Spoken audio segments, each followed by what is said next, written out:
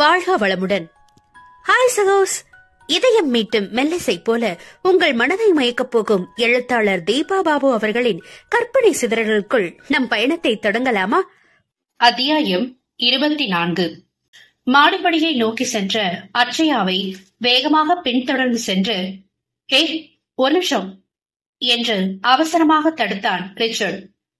என்ன என்று நேர் பார்வையால் விரைப்புடன் வினவினாள் அவள். நீ ஏன் நான் சொல்ல வரதையே புரிஞ்சுக்காம? Hello, just shut up. முதல்ல மரியாதையா பேச முயற்சி பண்ணுங்க. அதென்ன பழக்கம்? முன்பெண் தெரியாத பொண்ண ஏக வசனத்துல நீனு உரிமையில கூப்பிடுறீங்க என முறைத்தாள் அட்சயா. ஓ என்றவாறு தலைமுடியை அழுந்த கோதியவனுக்கு தன் தவறு புரிந்தது.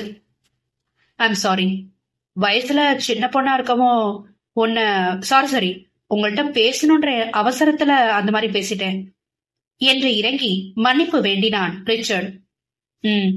சரி, சொல்ல வந்த விஷயத்த சீக்கிரமா சொல்லுங்க. அது இல்ல, நான் வேணுனே அந்த மாதிரி கைவீசி நடக்கலன்னு அன்னைக்கே விளக்கம் சொன்னேன். பட் இன்னமும் அதை தப்பா அர்த்தம் புரிஞ்சுக்கிட்டு என்ன முறைச்சபடி சுத்தினா என்ன அர்த்தம்? பாக்குறவங்களதான் என்னை பத்தி என்ன நினைப்பாங்க? நான் இங்க கெஸ்டா வேற வந்திருக்கேன் என்று தன் தரப்பு விளக்கத்தை கொடுத்தான் அவன். ஓகே புரியுது என சற்றே சமாதானமானவள், இங்க கெஸ்டடா எப்படி என்றாள் உடனே யோசனையோடு. இவனோ பெருமிதமாக, கரனுடைய ஃப்ரெண்ட் என்று அழகாக முருவளித்தான். அவளோ பதிலுக்கு அதை திருப்பாமல், ஓ அவனுடைய கெஸ்டா என்று ஏளனமாக மொழிந்தவாறு அலட்சியமாய் திரும்பிக் கொண்டாள். என்னது, முன்பை விட இன்னும் இலக்காரமா பாக்குற என்று விழித்து நின்றான் ரிச்சர்ட். மேல்தளத்திற்கு செல்ல முதல் படியில் அவள் கால் எடுத்து வைக்கும் நேரம், டே, எதுனாலும் உன் தலையளவு வச்சு டர்பனை தயார் செஞ்சு வை, இது முக்கியமான போன் கால்டா, பேசிட்டு வர என உள்நோக்கி கருணிடம் கூறியவாறே அறையை விட்டு வேகமாக வெளியே வந்த சித்தார்த் அப்பொழுதுதான் அட்சயாவை பார்த்து, ஹே டாலி, நீ எப்ப வந்த என்று உற்சாகத்துடன் கூவினான். திரும்பி அவனிடம் ஓடி வந்து, ஹாய் மாமா என அவனை கட்டி கொண்டவள் நிமிர்ந்து, இப்பதான் நான் வந்தேன், பட் ஒருத்தர் என்ன வந்து வரவேற்காம ரூம்குள்ளேயே அவங்க வேலையில முக்கியமா கவனிச்சுட்டு இருக்கீங்களே என்று உதட்டை சுழிந்தாள். அச்சோ சாரிடா குட்டிமா, இந்த கருண் தான் மாப்பிள்ள அலங்காரம் பண்றேன் பேர் வழின்னு என்ன படுத்தி எடுக்கிறான். கிளைண்ட் ஒருத்தர்ல இருந்து வந்த போன் காலையும் கட் பண்ணி விட்டா, அவர்கிட்ட பேசதான் வெளியே வந்தேன். ஜஸ்ட் 5 minutes கண்ணா, இதோ வந்துடுறேன் என்று அவள் தோளை தட்டிவிட்டு நடப்பவற்றை பார்வையாளனாக மாறி வேடிக்கை பார்த்து கொண்டிருந்த ரிச்சர்டிடம் ஒரு சின்ன தலையசைப்புடன் வெளியேறினான் சித்து. அப்பா, இது சரியா இருக்கும்னு நினைக்கிறப்பா என்றவாறு தன் தலையில் டர்பன் ஸ்டைலில் ஒரு வெண்பட்டு துண்டை கட்டியிருந்த கருண் அதன் முடிச்சு அவிழ்ந்து விடாமல் இருக்க கவனமாக ஒரு கையால் நன்றாக அழுந்த பிடித்தபடி ஹாலுக்கு வந்தான். அவன் வந்த கோலம் கண்டு அட்சயா குபீரென்று சிரித்துவிட அவனோ அதை கூலாக புறந்தள்ளி, ஏ கொலக்காரி, வந்துட்டியா நீ என்று அவளை பார்த்து பரிகாசம் செய்தான். கொல்லக்காரியா என உள்ளுக்குள் திகைத்தான் ரிச்சர்ட். டேய் என அவனிடம் ஆக்ரோஷமாக விரைந்தவள், என் அப்படி சொல்லாதன்னு உங்ககிட்ட எத்தனை முறை சொல்லிருக்க என கோபமாக கடிந்தபடி கருண் பிடித்திருந்த டர்பனை பிடித்து ஒரே இழும்பில் இழுத்து துண்டாக மாற்றிவிட்டாள். ஏ டாங்கி, இதை ஏண்டி அவிழ்ந்த? ஷோ, எவ்வளவு கஷ்டப்பட்டு அதை தயார் பண்ணேன்னு தெரியுமா என்று அவளிடம் எகிரினான் கருண். போடா ஹாக்ஸா, நீ மட்டும் என்ன அப்படி சொல்லலாமா? அதுவும் இல்லாம நீ செஞ்சிருக்கிற டர்பனும் ரொம்ப கேவலமா இருக்கு. என் மாமாவோட கம்பீரத்துக்கு அது கொஞ்சமும் பொருந்தாதுடா. ஆமா, அப்படியே உன் மாமாவோட அழகு இதுலதான் குறைஞ்சு போயிடும். எதுவுமே செஞ்சு பார்த்தாதான் ஒவ்வொன்னு எவ்வளவு கஷ்டம்ன்றது தெரியும். பெருசா வாய்ஸ் அவடல் அடிக்க வந்துட்டான் என்று பழிப்பு காண்பித்தான். அட அச்சுமா, நீ எப்ப வந்த என விசாரித்தவாறு தருண் அங்கே பிரசன்னமானான். ஹாய் அண்ணா, வந்து 10 minutes ஆச்சு. குட்டீஸ் 2 பேரும் எங்க? அதுங்க ரெண்டும் அவங்க அம்மா பின்னால வால் பிடிச்சிட்டு இருக்கும் என்று புன்னகைத்தவள். ஆமா, ட்ரைனிங் எல்லாம் எந்த மாதிரி போயிட்டு இருக்கு? ஜேர்னி எப்படி இருந்தது என் அக்கறையாக விவரம் கேட்டான். ஆல் இஸ் ஃபைன் அண்ணா, என் ப்ரொஃபஷனுக்கு ரொம்பவும் யூஸ்ஃபுல்லா இருந்தது என்று மகிழ்ச்சியுடன் கூறினாள் அட்சயா. இருக்காதா பின்ன, இன்னும் புதுசா ஏதாவது ரிப்போர்ட் எழுதி கொடுத்து மக்களை பயமுறுத்தி கொள்ளையடிக்க இது வேற கூடுதல் பயிற்சியா அமைஞ்சிடுச்சுல என்று கருண் ஏளனம் செய்ய, அதுவரை சற்றே அமைதியாக இருந்தவள் மீண்டும் எகிரி அவன் ஷர்ட் காலரை பற்றினாள். ரொம்பவே புனிதமான தொழில இப்படியெல்லாம் சொல்லி கேவலப்படுத்தாதரா அப்படின்னு உனக்கு எத்தனை முறை நான் சொல்றது? ஏ அக்ஷயா, அவன் சட்டையை விடு. பாக்குறவங்க நம்மளை பத்தி என்ன நினைப்பாங்க? அத்தை வந்தா நீதான் திட்டு வாங்குவ என்று அவள் கரம் பற்றி விளக்கினான் தருண். பின்ன அவன் எப்படி பேசான்னு பாருங்கண்ணா. ஒரு ரேடியாலஜிஸ்ட பார்த்து வாய்க்கு வாய் கொள்ளக்காரி கொள்ளக்காரிங்கிறா என்று சினுங்கினாள் அவள். ஓ, இவ ரேடியாலஜிஸ்டா என்று வியப்புடன் அவளை அளவிட்டான் ரிச்சர்ட். சரி விடுமா, இவனை பத்தி தெரியாதவனுக்கு எப்ப பாரு யாரையாவது சீண்டி விட்டு வேடிக்கை பாக்குறதே இவ வேலையா போச்சு. காலேஜ் முடிச்சதுக்கு அப்புறம் 7 வருஷமா என்கிட்டையும் இதே வேலையைதான் செய்யறான். இதுல நீ கொடுத்த செல்லம் தாண்டான்னு அத்தனையும் இவனால அம்மா கிட்ட நான் தான் திட்டு வாங்கிட்டு இருக்கேன் என தன் தம்பி குறித்து புலம்பினான் தருண். ஆஹா, ஒண்ணு கூடிட்டாங்க ஐயா, ஒண்ணு கூடிட்டாங்க. என்னவோ நான் ரொம்ப வம்பு பண்றது போல 2 பேரும் பேசுறீங்க. ஹாஸ்பிட்டலுக்கு வர்ற மக்கள்ல பாதி பேருக்கு இவதான ஸ்கேன் ரிப்போர்ட் ஏதாவது ஒரு இம்ப்ரெஷன் ஃபவுண்டுன்னு எந்த புதிய நோயாவது இழுத்து விடுறா என் அக்ஷயாவை குற்றம் சாட்டினான் கருண். அடே, ஸ்கேனிங் அப்போ ஏதாவது குறை தென்பட்டா குறிப்பிட்டு எழுத வேண்டியது என் கடமைடா, அத போய் தப்புங்கிற என்று முறைத்தாள். அத சாக்கா வச்சுதானே அந்த ட்ரீட்மெண்ட் இந்த ட்ரீட்மெண்ட்னு மக்களை பயமுறுத்தி டாக்டர்ஸ் பணத்தை கறக்குறது. சீ போடா, உன்கிட்ட மனுஷி பேசுவாளா? அதனாலதானே நீ பேசுற என்று நக்கலடித்து சிரித்தான் கருண்.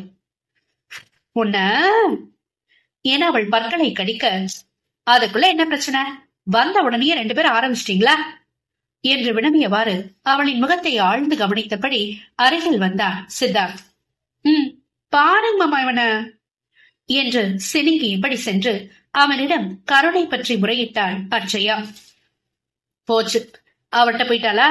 அவ்வளவுதான், சாப்டர் க்ளோஸ். நாட்டாமைக்கு ஒரு படி மேல போய் இவர் தீர்ப்பு வழங்குவாரே என சலிப்புடன் வாய்க்குள் முணுமுணுத்தான் கருண்.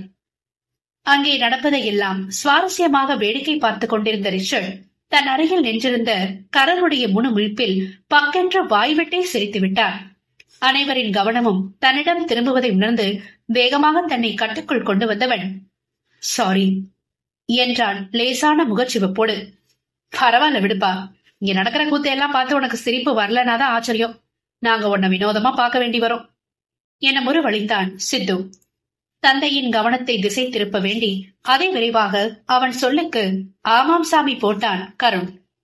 மகனின் தோளில் கை போட்டு இழுத்து தன் அருகில் சிறைப்பிடித்து நிறுத்தியவன், அதுவும் என் சின்ன பையன் இருக்கிற இடத்துல நீங்க சிரிக்காம இருக்கவே முடியாது.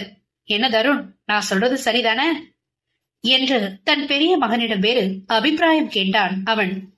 கண்டிப்பாப்பா, 10% ரைட் என வேகமாக ஆமோதித்தார் தருண். ஆமா, நல்ல ஆள்கிட்ட போய் அபிப்பிராயம் கேக்குறீங்க நீங்க. மேல பாரு, வெள்ளை காக்கா பறக்குதுன்னு இப்ப சொல்லி பாருங்களேன். அண்ணா உடனே அதுக்கும் ஆமா சாமி போடுவான் என பழித்தான் கருண்.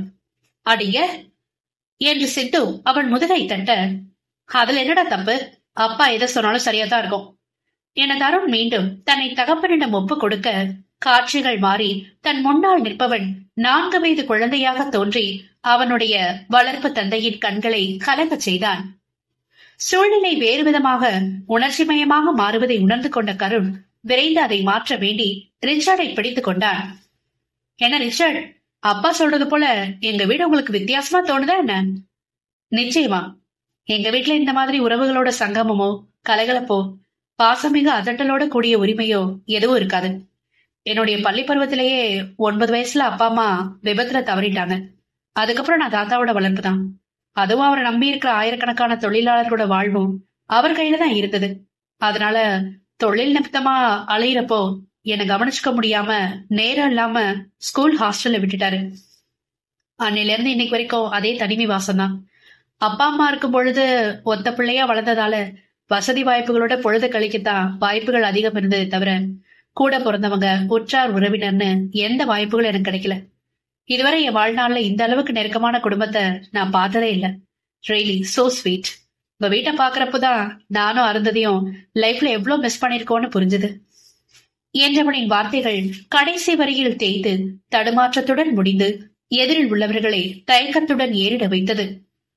ரிச்சார்டின் பேச்சின் பொழுது அங்கிருந்த நால்வரில் அருந்ததியின் நிலை குறித்து மற்ற மூவருக்கும் குழப்பம் தோன்ற, அவளை பற்றிய விவரம் ஏதும் அறியாத அட்சயாவிற்கோ அவன் நிலையை எண்ணி பரிதாபம் தோன்றும் அதே வேளையில் அருந்ததி யார் என்கிற குழப்பத்தையும் தோற்றுவித்தது. பேச்சு வாக்கில் ஏதோ ஒரு வேகத்தில்தான் உளறிவிட்டதை தாமதமாக உணர்ந்த ரிச்சர்ட் அடுத்து என்ன பேசி எப்படி சமாளிப்பது என்று புரியாமல் துணுக்குற்று நிற்க, கருண் குழப்பத்துடன் அருந்ததியை பற்றி அவனிடமே கேள்வி எழுப்ப முனைந்தான். அதை உணர்ந்த சித்து லாவகமாக பிறர் கவனம் கவரா வண்ணம் மகன் கரத்தை இழுத்து பிடித்து விழிகளால் அவனை எச்சரித்தார். வாழ்க்கையில் சில பல துயரங்களை கடந்து வந்தவர்கள் என்பதால் இயல்பிலேயே சித்துவும் தருணும் எதையுமே மற்றவர் நிலையிலிருந்து சற்று பொறுமையுடன் யோசித்து பக்குவமாகத்தான் செயல்படுவார்கள். ஆனால் கருண் அப்படியல்ல. எந்த துயரமும் அவனை தீண்டா வண்ணம் குடும்பத்தின் மற்ற அங்கத்தினரால் கவனமாக வளர்க்கப்பட்டவன்.